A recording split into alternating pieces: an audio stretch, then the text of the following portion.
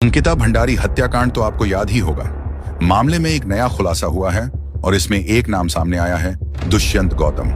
दुष्यंत गौतम भाजपा के राष्ट्रीय महासचिव और उत्तराखंड प्रभारी, साथ ही नरेंद्र मोदी के बेहद करीबी नेता हैं। अंकिता भंडारी पर दबाव डाला जाता था कि वह दुष्यंत के साथ शारीरिक संबंध बनाए, मगर जब अंकिता ने ऐसा करने से मना किया तो उसकी हत्या कर दी गई। भाजपा के ही पूर्व विधायक सुरेश राठौर ने कहा है कि भाजपा दुष्यंत को बचाने के लिए हर संभव कोशिश कर रही है। सवाल यह है कि क्या नरेंद्र मोदी अपने इस करीबी नेता पर एक्शन होने देंगे या बाकी आरोपियों की तरह इसे भी अपनी शरण में रखेंगे और बचाने के लिए किसी भी हद तक गिर जाएंगे। तो सबसे पहले हम एक रिकॉर्डिंग सुनाते हैं, ये सुनिए। विनोद आर्य उस अंकिता भंडारी का जो लड़का बंद है, वो विनोद आर्य का, वो अंकिता भंडारी के मर्डर में बंद है। अंकिता भंडारी को उसने प्रेशर किया कि तू दुष्यंत को देगी, रात को इसके साथ सोगी। उसने मना कर दिया, उसने ज्यादा पी ली, उसने सुसाइड कर ली। अंकिता बोले मैं ये काम नहीं करूं। वो होटल वहीं बता रहे थे ना आप, जहां हम गए थे घूमने? हाँ वही था जहाँ वो टाइगर बाइकर में जैसे मैंने दिखाया था, जहाँ रिजॉर्ट है, और अंकिता भंडारी थी उसमें। और वो पहाड़ी छोड़ेंगे नहीं किसी भी कीमत पर दुष्यंत गौतम को। अगर दुष्यंत गौतम को अभी पार्टी ये कह देती कि पल्ला झाड़ देती तो पार्टी गिर जाती, भारतीय जनता पार्टी गिर जाती।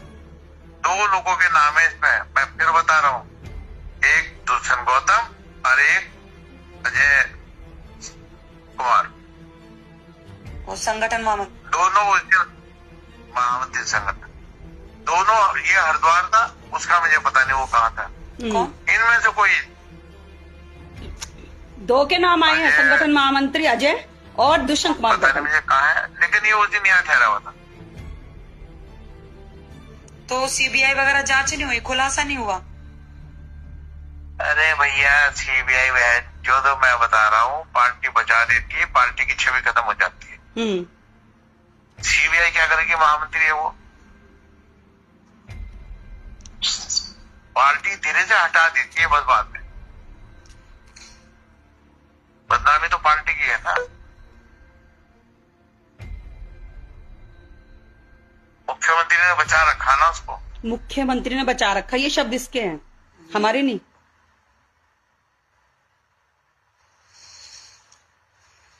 सारी किस्सा तो पार्टी को लेके बैठ जाएगा, वो तो ऐसा मामला मैं बता रहा था। अभी तो चुनाव तो आने दो। पोस्टर आप घूमे ना, पोस्टर दुष्यंत गौतम के और अंकिता भंडारी के, मेरे मुंह पर मोती ना। 7 केस है, 7 महिला अपहरण, 7 जो उसके खिलाफ गए। ऊपर पार्टी में सबूत, जो मैं सबूत के जमा। मैं नरेंद्र मोदी जी को भी बोलना चाहता हूं, प्रधानमंत्री, तुमने आप आए थे उत्तराखंड में, आपने बोला था कि घाम तापो घाम तापो। अब उत्तराखंड की जनता पूरी बीजेपी को घाम तपाने वाली है 2027 में, ये याद रखना। अब हम बर्दाश्त नहीं करेंगे। जिस दिन पता चला था अंकिता भंडारी के बारे में, जिस रिसोर्ट में हमारे के पुष्कर सिंह धामी ने आदेश दिया कि बुलडोजर चलवा दो। देखिए, सबसे पहले पुष्कर सिंह धामी का ट्वीट है फेसबुक में और ट्विटर में कि उन्होंने कहा था कि हमने जेसीबी चला दिया है, बिल्कुल बर्दाश्त नहीं करेंगे अपराधियों को। आपको लगता है सबूत मिटाए गए हैं? बिल्कुल सबूत मिटाए गए हैं, जो वीआईपी थे सारे वीआईपी से जुड़े सारे सबूत मिटाए हैं। उसके बाद यहाँ तमाम तरीके से प्रेमचंद अग्रवाल क्या बोलता है कि वीआईपी कोई व्यक्ति नहीं कमरा था। अरे कहां से कमरा हो गया? आज जब हमने कॉल रिकॉर्डिंग सुन रही है जो पूर्व विधायक सुरेश राठौड़ की, वो क्या बोल रहा है कि वीआईपी दुष्यंत गौतम है, वीआईपी अजय कुमार है। सुरेश राठौड़ ने सही कहा कि पहाड़ी छोड़ेंगे नहीं, अब हम छोड़ने वालों में से नहीं है। तुम मूल निवासियों के साथ ऐसा सलूक कर रहे हो, हमारी बेटी माताओं की बहनों की इज्जत लूट रहे हो, उनकी इज्जत के साथ खिलवाड़ कर रहे हो। 94 में भी हमने झेला, हमारी माताओं बहनों के साथ क्या हुआ, अभी हम ही झेलें, कब तक झेलेंगे हम? अब बर्दाश्त करने का समय नहीं है।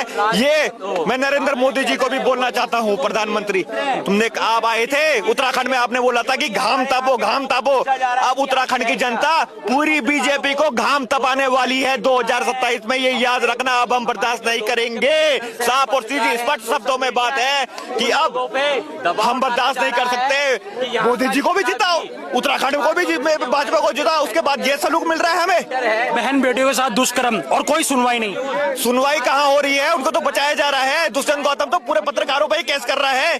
अगर दुष्यंत गौतम इतना सच्चा होता तो बोलता कि मेरी जांच कराओ, मैं बिल्कुल निष्पक्ष रूप से जांच करने को तैयार हूं, परंतु वो उल्टा पत्रकार जो उसका नाम ले रहे हैं उस पर केस करने की कोशिश कर रहा है, उनकी शिकायत कर रहा है मुख्य सचिव से। कभी दुष्यंत गौतम ने गृह सचिव को यह चिट्ठी लिखी कि अंकिता भंडारी के मामले की सीबीआई जांच हो। बिल्कुल सही बात। भाजपा के किन नेताओं ने चिट्ठी लिखी? लेकिन जब आप ये कह रहे हैं कि आप विधायक की पत्नी है, तो आप उनकी ऑडियो रिकॉर्डिंग क्यों कर रही थी, उनके फोन की रिकॉर्डिंग क्यों कर रही थी उर्मिला जी?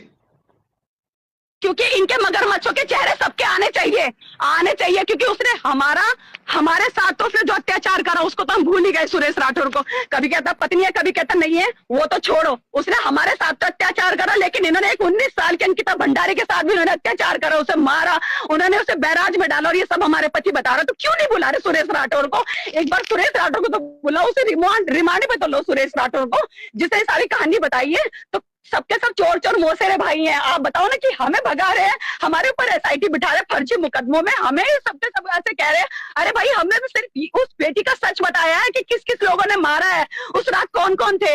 आप ये कहो ना उनके सीडीआर निकालो, हमारे सीडीआर निकालने से क्या फायदा? हमने कोई अपराध किया, हमने कोई पाप ही है क्या, हमने कोई किसी का गुनाह किया है क्या? बताओ ना मुझे। और मेरे ऊपर ऐसा कोई मुकदमा नहीं था भाई, मुकदमा नहीं था कि 20-25 जने पुलिस वाले आए, 4 गाड़ियां भर के वहां पे, क्या बोलते हैं उस पे, पंजाब में 20-25 जने। आप मुझे बताओ ना, वो पूछताछ करने आ रहे थे? पूछताछ कर, अभी एसआईटी गठित करी है इन्होंने। एसआईटी में किसी भी महिला ऑफिसर का नाम है? आप मुझे बताओ, किसी महिला ऑफिसर का नाम है क्या? नहीं है ना। मैं अंकिता की माँ धामी सरकार के लिए कुछ कहना चाहती हूँ। धामी ने तो मेरे साथ शुरू से ही अत्याचार किया है। धामी तो एकदम झूठा निकला, हमेशा झूठे वादे किए कि मैं ये करूँगा, मैं वो करूँगा, लेकिन आप सभी को पता है कि धामी ने कुछ भी नहीं किया। मुझे ना ही मेरी बेटी को न्याय दिया और ना ही हमें किसी प्रकार का न्याय अभी तक मिला।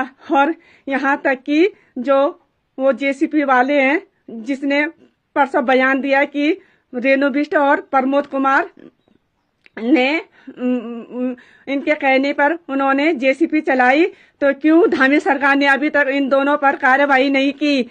मैं ये भी कहना चाहती हूँ, अगर हमारी धामी सरकार न्याय नहीं दिला सकती है तो हमारे ऊपर छोड़ दो।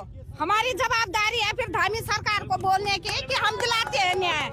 न्याय क्या चीज होता है? एक माता और एक बहन को पूछो, जिस घर की बेटी गई है उस माँ को पूछो। धामी क्या जाने कि माँ क्या होती है और बहन क्या होती है, क्योंकि जिस सरकार में माँ बहन की कदर नहीं है उस सरकार को हम नहीं मानेंगे, न मानते हैं। हम चाहते हैं कि धामी जी आज आप हमारे पास आके एक बार पूछो कि आपको किस चीज की परेशानी है। ये कुर्सी में बैठने से राजा नहीं बनते हैं। अगर हम चाहें, हम उत्तराखंडी चाहें तो ऐसे राजा का त्याग कर सकते हैं। इसलिए हम चाहते हैं कि अगर हमारी धामी सरकार न्याय नहीं दिला सकती है तो हमारे ऊपर छोड़ दो।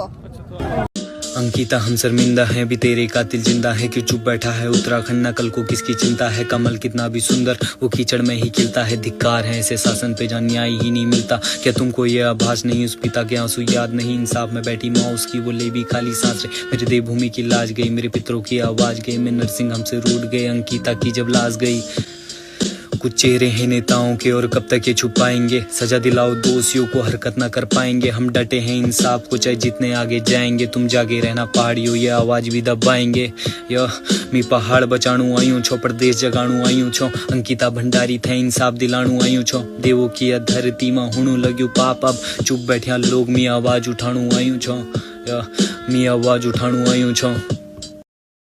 उनकी चमचागिरी करना बंद कीजिए। उनके आदेशों को, उनके जैसे बोलते ना गैर न्यायिक आदेशों को कम से कम मानना बंद कीजिए। अरे बोल दीजिए ना कि वहाँ हमारी बच्ची के न्याय के लिए वो लोग आए हैं। इतने लोग यहाँ लगा दिए, इतने लोग उस दिन होते तो क्या उस बच्चे का मर्डर हो पाता? आज भी सवाल छोड़ के जा रहा हूँ। बहुत सारी महिलाएं यहाँ पे हैं, मैं आज भी पूछना चाहता हूँ। पीएम रिपोर्ट जो अंकिता भंडारी का जाके पूछेगा शेखर जुयाल से, जाके पूछेगा अपनी उससे एसआईटी का चीफ बनाया था, जाके पूछेगा कि उस पीएम रिपोर्ट में, उस पोस्टमार्टम में एक महिला डॉक्टर क्यों नहीं थी? ताकि पूछिए ना, सुप्रीम कोर्ट की गाइडलाइन के बावजूद क्यों नहीं थी? सवाल पूछिए कि रेप को एग्जामिन क्यों नहीं किया गया उसके अंदर? किसने बनाया अंकिता के केस को कमजोर? नेताओं ने नहीं, आप जैसे लोगों ने बनाया है।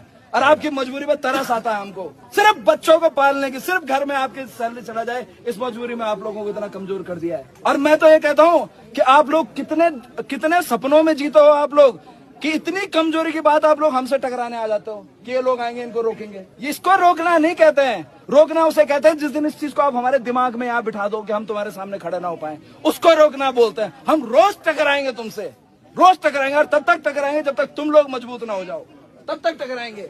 हो सकता है मेरी बात किसी को आप में से बुरी लग रही हो, तो मैं कहूँ बुरी लगनी चाहिए, लगनी चाहिए। मैं सिर्फ तुम्हें जगाने की बात कर रहा हूँ। हमारी पुलिस अगर ढंग की हो जाए, हमारी पुलिस अपने पे आ जाए, मजाल किसी की यहाँ छू कर जाए कोई, लेकिन दिक्कत यह है कि आपको ऊपर वाले का हुक्म बजाना है। इसके लिए नहीं, ये पूरी जनता इसके लिए नहीं आप लोगों के लिए टैक्स बढ़ती है, इस चीज के लिए बढ़ती है कि आप लोग हिम्मत दिखाओ। क्या फर्क है आप मेरे फौजी में, वही ट्रेनिंग उसकी है और वही आपकी है, लेकिन उसको सलाम ठोकते हैं, आपके साथ लोग लड़ते भिड़ते रहते हैं। क्या फर्क है आप दोनों में? दोनों जवान नहीं है क्या हमारे देश के? दोनों जवान है, लेकिन फर्क ये है, हाथ जोड़ के विनती है आप लोगों से, अपना जमीर जगाइए आप लोग। मुझे मरवाने के लिए घूम रही है, ताकि गिरफ्तार करके हमें मरवा दे। उत्तराखंड की जनता जाग जाओ। जब हमने परसों वीडियो वायरल कर दी थी कि पुलिस जाग जाएगी, उत्तराखंड सरकार जाग जाएगी, हम आ जाएंगे, लेकिन कोई हमारी बात नहीं सुन रहा और उल्टा हमें गिरफ्तार करने के लिए घूम रहे। जब गिरफ्तार करने के लिए घूम रहे, जब हमने कहा कि हम खुद आ जाएंगे, कहाँ जाओगे? तुम्हारा सर्वनाश होगा, उस बेटी की आवाज तुम्हें लेके डूब जाएगी। सबको पुलिस सरकार